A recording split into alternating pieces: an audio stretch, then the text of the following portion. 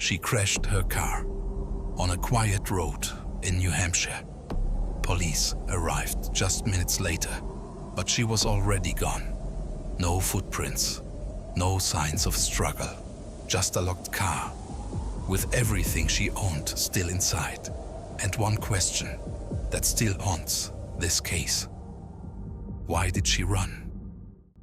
Welcome to Mind Crime Files, where we don't just explore crimes, we analyze the psychology behind them, because sometimes the truth isn't in the evidence, it's in the mind.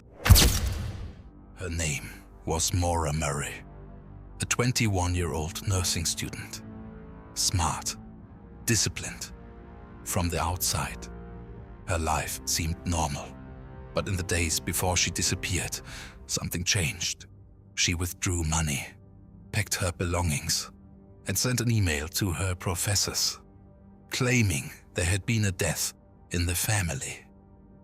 But what makes this case truly unsettling is not what happened that night. It's what happened before. In the days leading up to her disappearance, Maura wasn't acting like herself. There were small signs, easy to ignore, unless you know what to look for. She had been involved in a car accident just days earlier. Some reports suggest she seemed distracted, distant, almost like her mind was somewhere else. And then there was the phone call, a call that left her visibly shaken. So much so that a supervisor noticed and asked if she was okay. She didn't explain. She just broke down. And that moment may have been the first real clue that something deeper was already happening inside her mind. February 9th, 2004. Maura was driving alone. Then she crashed. A local neighbor saw her. She appeared shaken, but not injured. He offered help. She refused. And that decision may have been the last time anyone saw her alive. What's even more disturbing is that Maura didn't just leave suddenly. She prepared. She searched for directions, packed a bag with items no one could fully explain.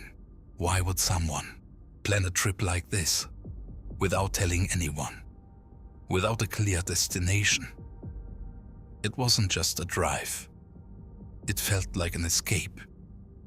And psychologically, that changes everything. Because people don't disappear like this, without a reason. And whatever that reason was, she took it with her. When police arrived, she was gone.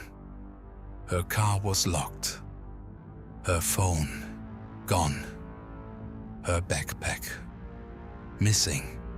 But everything else was still there. It didn't look like a forced abduction. It looked like she chose to leave. From a psychological perspective, this case raises a disturbing possibility. What if Maura wasn't running from something physical, but something internal? Stress, pressure, emotional collapse. These don't always look dramatic.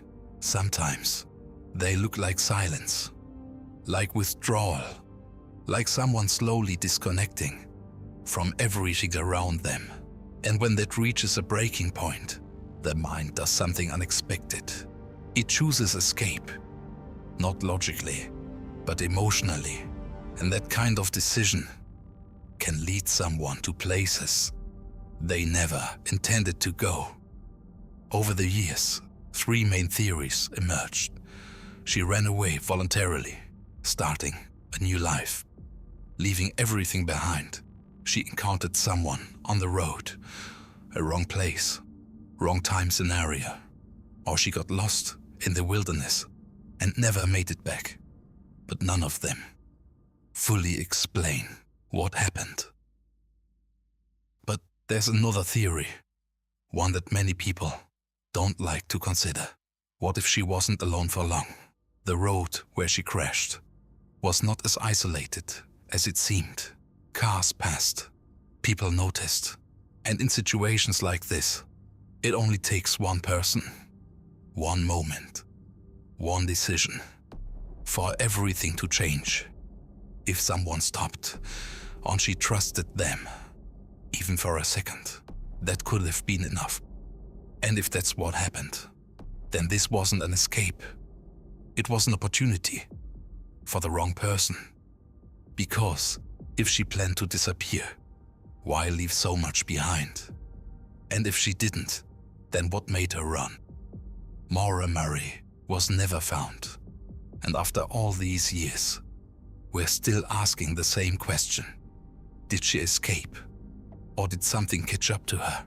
This is Mind Crime Files. And this case is still open.